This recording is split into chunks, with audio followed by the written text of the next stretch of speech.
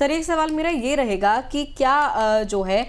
अभी सेक्टर्स हमें डाउन दिख रहे हैं, तमाम जगह हम देखें तमाम इंडेक्स भी नेगेटिव में नजर आ रहे हैं। सर आपके हिसाब से कौन सा सेक्टर जो है सबसे पहले रिकवरी करता हुआ नजर आएगा?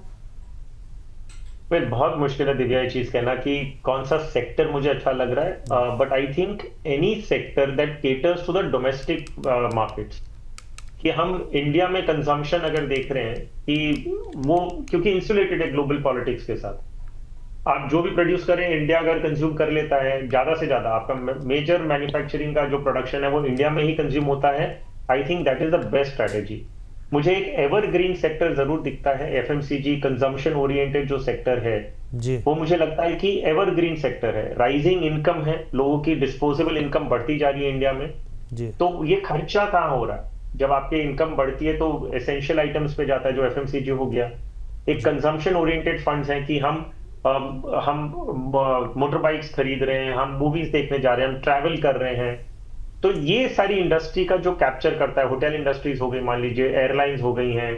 आपके एफएमसीजी प्रोडक्ट्स हो गए हैं, मोटर बाइक मैन्युफैक्चरर्स हैं, ऑटोमोबाइल मैन्युफैक्चरर्स हैं, जी तो हम देखेंगे कि राइजिंग इनकम, डोमेस्टिक मार्केट्स, अगर ये थीम कुछ पकड़ता है तो आप ग्लोबल पॉलिटिक्स से इंसुलेट हो जाते हैं। ठीक है सर। सर मेरा एक सवाल आपसे ये भी है, क्योंकि बहुत सारे निवेशक जो हैं इस चीज़ को जानना समझना चाहते हैं कि बाज़ार में जिस तरीके से माहौल हो, क्योंकि सर पैनिक क्रिएट होने में ज़्यादा समय नहीं लगता, बाज़ार गिरे और निवेशक जो एकदम से घबरा जाते हैं। अब जिनके पोर्टफोलियो जो है वो साफ तौर पर नुकसान दिखा रहे हैं, या फिर जिनको लग रहा है कि नहीं अब ये जो स्थिति जो पॉजिटिव है वो नेगेटिव में बदल सकती है, उनको किस तरीके से अपने पोर्टफोलियो को रिव्यू करना चाहिए, और ख़ासतौर पर जब बाज़ार में गिरावट का माहौल हो तब कैसे रिव्यू करना चाहिए?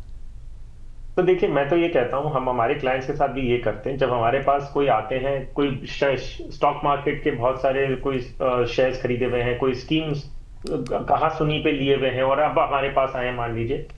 हम ये कहते हैं कि देखिए अच्छी कंपनी है वो भी गिरी हुई है, बुरी कंपनी है वो भी गिरी हुई है, ठीक है। अब मार्केट अगर फिर से चलने लगेगा तो कौन सी कंपनी पहले ऊपर जाएगी, किसको फायदा ज्यादा होगा? जो अच्छी कंपनी है वो रिकवर पहले करेगी, करेक्ट। तो ये एक मौका, आप सोचिए कि जहां आपने गलतियां की थी उसमें से निकल जाइए और एक अच्छी कंपनी में पैसे लगा के रख दीजिए। विच मीन्स अगर कोई स्कीम्स आपने, अगर म्यूचुअल फंड पार्लांस में बात करें, आपने ऐसी कोई सेक्टर फंड, स्मॉल कैप्स, ऐसा कोई ऐसी कुछ भी आपने तेजी के मार्केट में ले लिया था और अब उसमें नुकसान हो रहा है, तो उसमें से निकल जाइए और एक अच्छे फंड में चले जाइए जो लार्ज कैप, मिड कैप या मल्टी कैप टाइप का स्कीम है।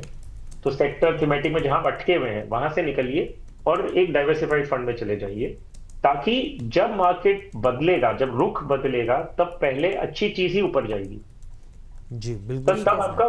लॉस में से बाहर आने का जो प्रोबेबिलिटी है वो ज्यादा बेटर होगा। उसी तरह अगर आपने शेयर खरीदे हुए, डायरेक्टली कोई शेयर खरीदे हुए, कहा सुनी में पेनी स्टॉक्स वगैरह ले रखे हैं आपने,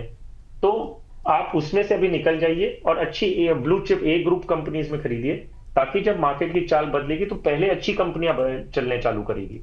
ये नहीं कि लॉस अवर्शन की वजह से कि भाई मेरा एक बार पैसा लगा है, जब तक कैपिटल वापस नहीं आएगा मैं नहीं बेचूंगा, ऐसा नहीं होता। किंगफिशर एयरलाइन एक एग्जांपल, एक टाइम की बहुत अच्छी एयरलाइन थी, तो भाव अभी गिर गिर के एक्स प्राइस पे, मतलब मान लीजिए कि जीरो वैल्यू हो गई है अभी, अब आप बोलेंगे कि वो 100-200 रुपए का भाव आएगा तो ही निकलूंगा मैं, 20 साल रुकने को तैयार हूं। हमने लॉन्ग टर्म की बात की, मैं 10 साल रुकने को तैयार हूं, लेकिन शेयर मार्केट में 10 साल रुकना इज नॉट द, कंपनी बंद हो गई तो कुछ भी नहीं हो सकता, 10 साल रुकेंगे तो भी पैसे नहीं बनने वाले। तो अभी आप ऐसा करिए कि मार्केट गिरा हुआ है, अपनी गलतियां सुधार लें,